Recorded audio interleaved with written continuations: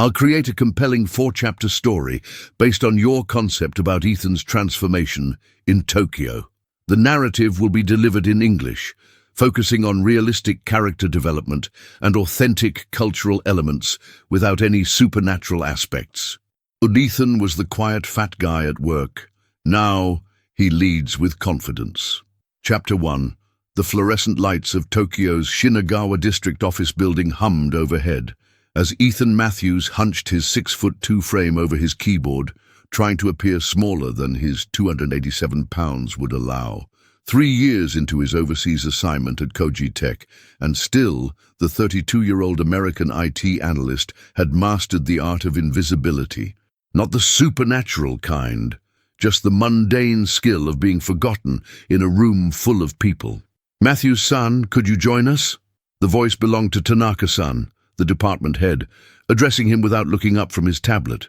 The morning meeting was about to begin, and as usual, Ethan had hoped to blend into the background. "Hi," Ethan mumbled, grabbing his notebook and shuffling to the conference room. He squeezed into a chair at the far end of the table, the plastic digging into his sides, a familiar discomfort. His colleagues filed in, their conversations dropping to polite murmurs as they took their seats.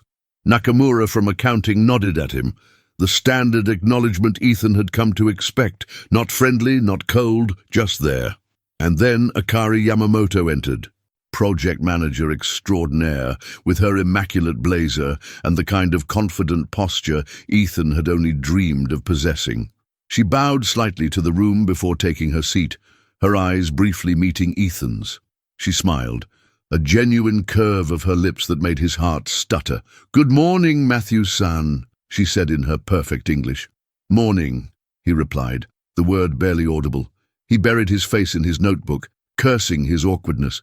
The meeting commenced, a discussion about the upcoming merger between Koji Tech and Silverstream Technologies, an American firm.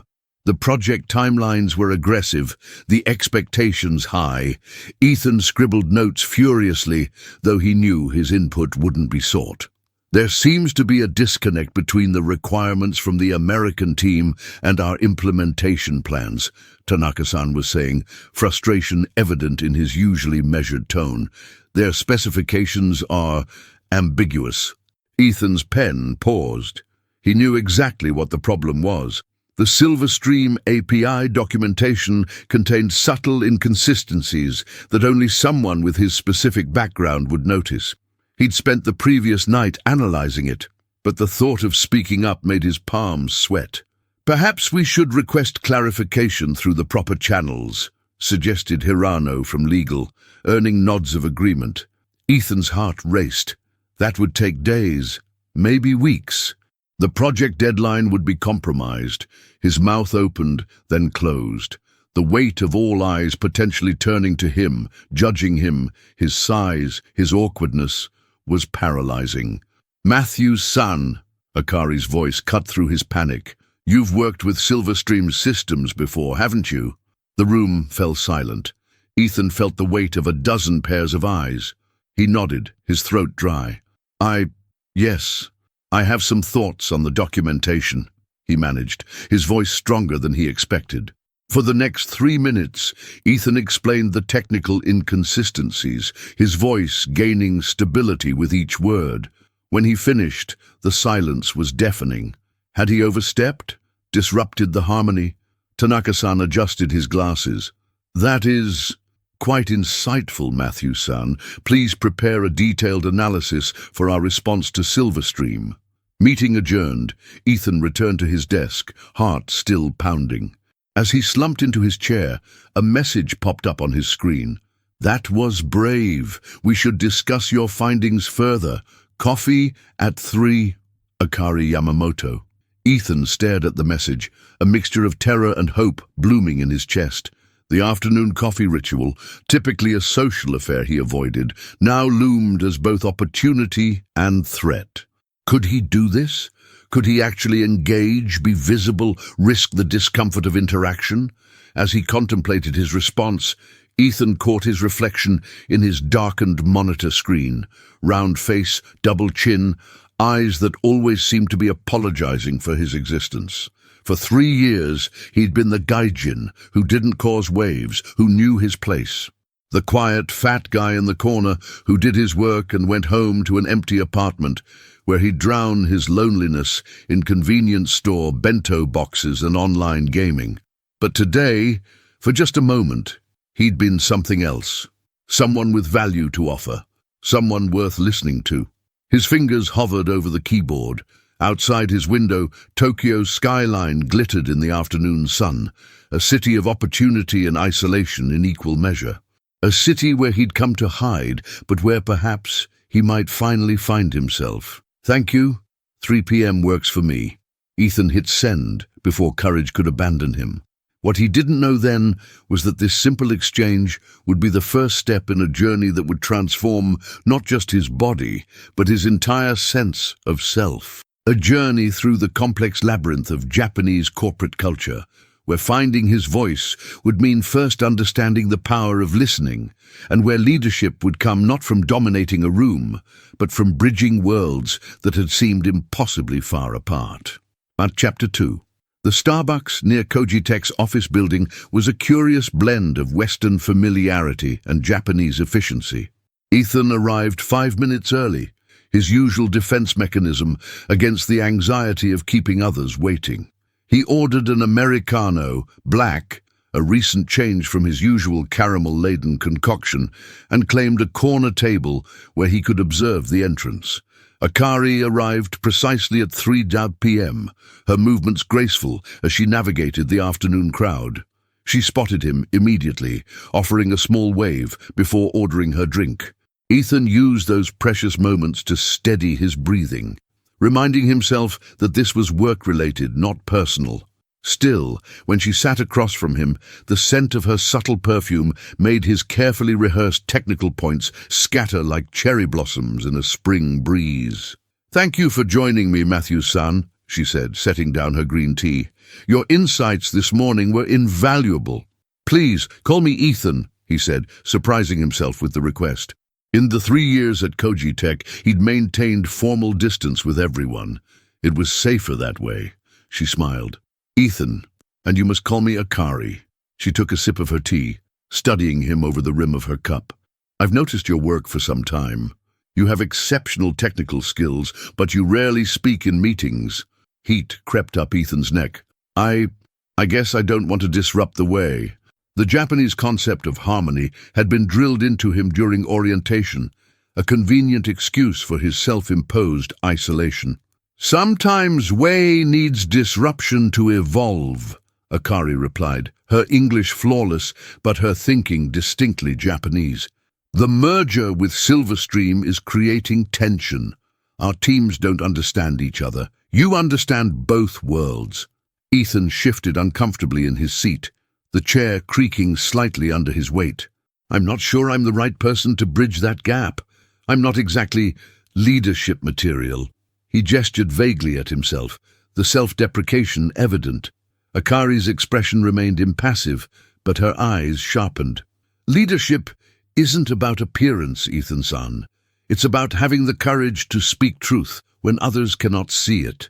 She leaned forward. "The project is at risk. Tanaka-san recognizes this, but cannot lose face by admitting the communication problems openly." The responsibility of what she was suggesting settled on Ethan's shoulders like a physical weight. "What exactly are you asking me to do?" "Join the integration team. Help us translate, not just language, but culture, expectations." She paused. "It will mean more visibility, more speaking up." The thought made Ethan's stomach clench. His entire life had been spent avoiding attention, using his size as a shield rather than facing the judgment he assumed would come with visibility. Yet something about Akari's quiet confidence made him want to be braver. "I'll think about it," he promised. The next morning, Ethan arrived at the office earlier than usual. The night had been restless, filled with internal debates and anxieties, but he'd made a decision. Before he could second-guess himself, he sent Tanaka-san a formal email requesting to join the integration team, outlining his relevant experience with Silverstream's systems. The response came within minutes, a meeting request for 9 a.m., At precisely 9, Ethan knocked on Tanaka's office door, his heart hammering. "Enter," came the crisp response. Tanaka-san sat behind his immaculate desk, expression unreadable. "Matthews-san, your request is unexpected." Ethan bowed slightly, as he'd learned was appropriate. "Tanaka-san, I believe I can contribute meaningfully to the integration efforts." What followed was the most thorough professional interrogation Ethan had ever experienced. For 30 minutes, Tanaka questioned his technical knowledge, his understanding of the project timeline, his familiarity with Japanese business protocols. Ethan answered each question with growing confidence, drawing on knowledge he hadn't realized he'd accumulated during his quiet years of observation. Finally, Tanaka sat back. "Your technical qualifications are not in question. But this role requires communication skills, cultural sensitivity. You have been reserved since joining us." The truth of the statement stung, but Ethan recognized the opening. "Hi, Tanaka-san. I have been learning through observation. Now I am ready to apply what I've learned." A long silence followed. Then, unexpectedly, Tanaka smiled, a brief flash quickly controlled. "Very well. The integration team meets daily at 10 a.m. starting tomorrow. Yamamoto-san will brief you on the current status." Ethan bowed deeply, gratitude and terror mingling in his chest. "Arigatou gozaimasu." As he turned to leave, Tanaka added, "Matthew-san, in Japan, we value the concept of Kaizen, continuous improvement. It applies to all aspects of life, not just work." The comment lingered with Ethan as he returned to his desk. Kaizen, continuous improvement. He glanced at his reflection in his computer screen, seeing beyond his physical appearance to the man who'd just volunteered to step out of shadows he'd been hiding in for years. That evening, instead of taking the elevator down to the lobby, Ethan found himself heading to the company gym on the 3rd floor, a facility he'd avoided since his arrival. The space was empty this late, most employees having gone home or out for obligatory nomikai drinking sessions. Tentatively, he stepped onto a treadmill, setting it to the lowest speed. As he began to walk, each footfall felt like a declaration. "I can change, I can improve, I can become someone visible, someone heard." His phone buzzed with a message from Akari. "Tanaka-san told me the news. Welcome to the team. This is your chance to shine, Ethan-san." Sweat beading on his forehead, Ethan increased the treadmill speed slightly. Outside the gym windows, Tokyo's nightscape stretched endlessly, a constellation of possibilities he'd never allowed himself to see. Tomorrow, he would step into a room full of colleagues who would actually expect him to speak, to lead in his area of expertise. The thought was terrifying, but for the first time in years, it was also exhilarating. Chapter 3. The integration team conference room buzzed with tension. 2 weeks had passed since Ethan joined the project, and the cultural fault lines were becoming increasingly apparent. On one side of the video conference screen, the Silverstream executives from Boston spoke rapidly, interrupting each other with direct questions and challenges. On the Japanese side, Ethan watched his colleagues grow more reserved with each interruption, their politeness hardening into a defensive wall. "Look, we need concrete timelines here," barked Dave Reynolds, Silverstream's CTO. "These vague assurances aren't cutting it." Tanaka-san's smile remained fixed, but Ethan noticed the tightening around his eyes. "We understand your concern, Reynolds-san. We are proceeding with all possible speed while maintaining quality standards." Reynolds sighed audibly. "That's what you said last week." The atmosphere in the room chilled further. Ethan glanced at Akari, who gave him a subtle nod. They had discussed this scenario the previous day over lunch, another new habit that had replaced his solitary meals at his desk. "If I may," Ethan began, his voice steadier than it would have been a month ago. "Dave, what specific milestones would provide the reassurance you're looking for?" As Reynolds launched into his demands, Ethan took careful notes, occasionally asking clarifying questions. He was conscious of performing a balancing act, respecting the Japanese team's need for consensus building, while acknowledging the American team's desire for direct communication. When Reynolds finished, Ethan turned to Tanaka. "Tanaka-san, based on our internal discussions yesterday, I believe we can address these concerns with the implementation schedule we developed. Would you like me to share that now?" The relief in Tanaka's eyes was evident only to those who knew what to look for. "Please proceed, Matthew-san." For the next 10 minutes, Ethan presented a detailed timeline that incorporated both teams' priorities, carefully framing it as a collaborative effort rather than concessions from either side. By the end of the call, tentative approval had been secured, and the meeting concluded with more warmth than it had begun. As the team dispersed, Tanaka lingered. "Effective communication, Matthew-san. You are becoming a valuable bridge." The praise, understated as it was, sent a surge of pride through Ethan. He bowed slightly. "Thank you for the opportunity, Tanaka-san." Later that afternoon, Ethan found himself in the company kitchen, preparing a cup of green tea, another new habit.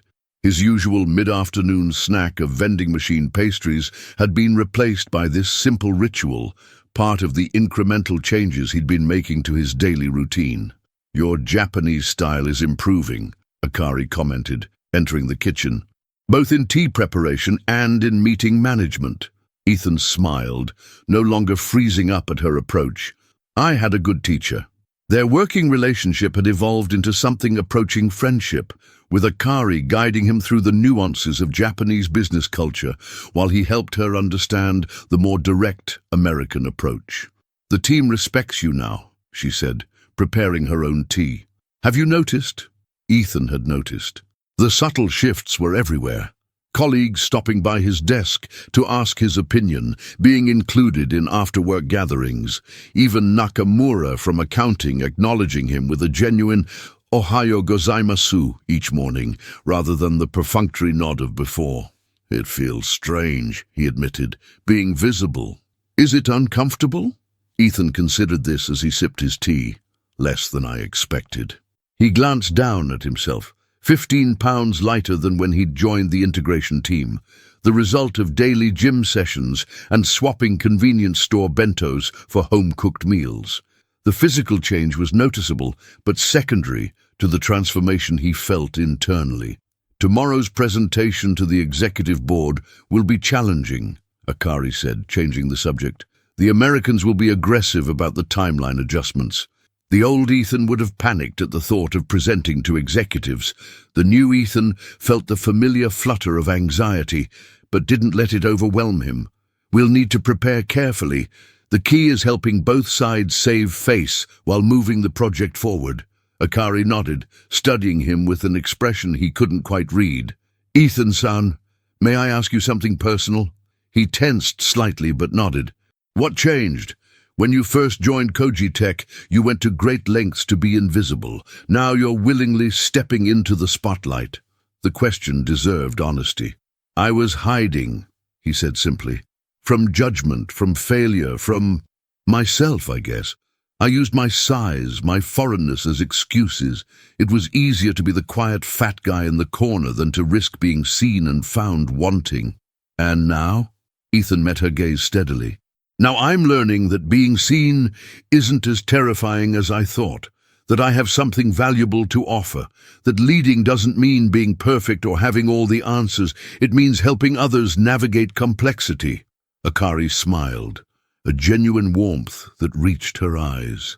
"That is very Japanese thinking, Ethan-san. Leadership through service." The next morning, as Ethan prepared for the executive presentation in his apartment, he caught his reflection in the bathroom mirror. The physical changes were evident. His face thinner, his posture straighter, but it was the confidence in his eyes that marked the most significant transformation. He was no longer apologizing for his existence with every glance. His phone chimed with a message from Akari. "Remember to breathe. The team is with you." Ethan straightened his tie, a small smile playing at his lips. In less than 3 months, he had gone from hiding in plain sight to leading a critical international initiative. The journey was far from complete.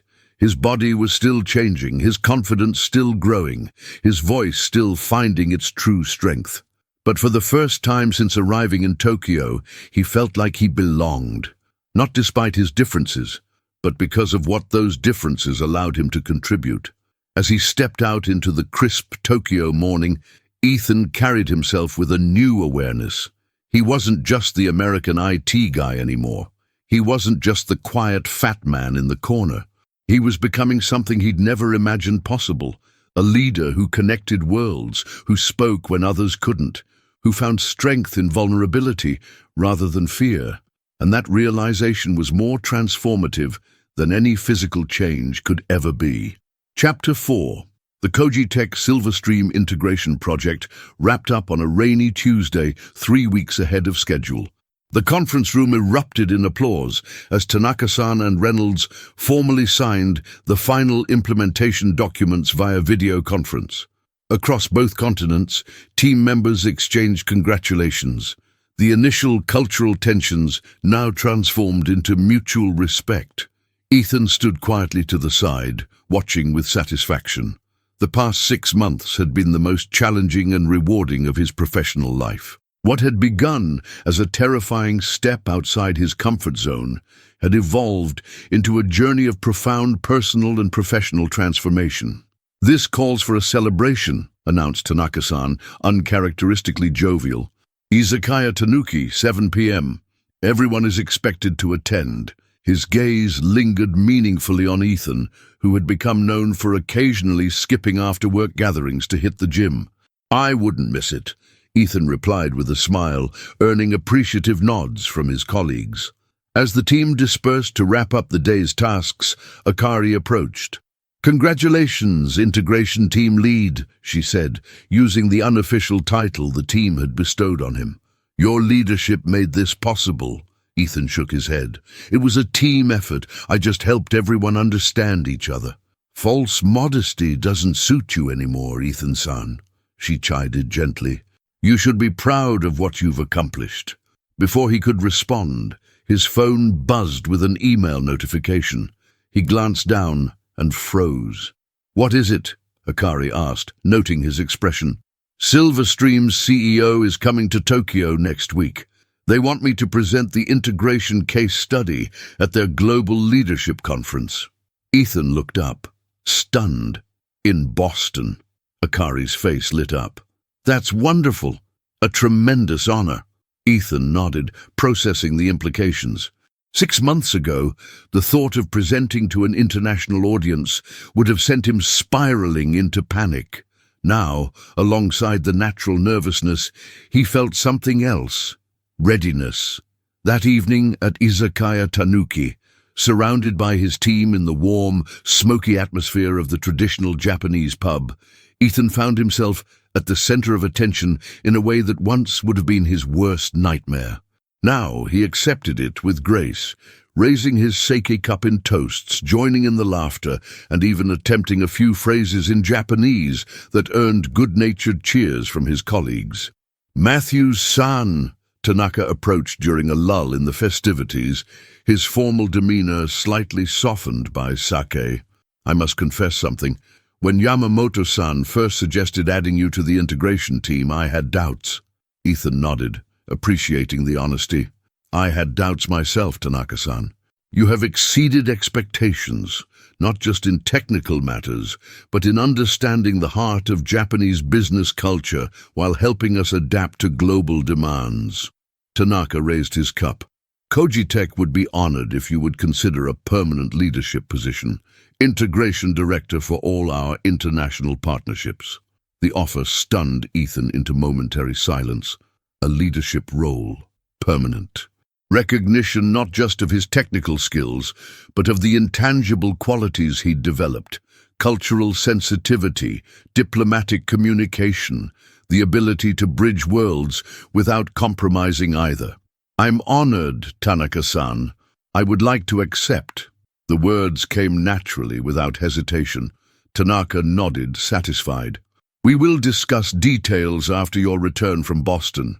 Now, enjoy the celebration. You have earned it." Later, as the party wound down, Ethan found himself sitting beside Akari at the counter, the rest of the team engaged in boisterous karaoke in the back room. "So, Integration Director Matthews," she said, a teasing lilt to her voice. "How does it feel?" Ethan took a moment to truly consider the question. "Surreal," he finally answered. "If you had told me 6 months ago that this would be my life, I would have thought you were crazy." "What changed?" she asked, echoing her question from months earlier, but now with the weight of shared history behind it. "Everything," he said simply. "My body, yes."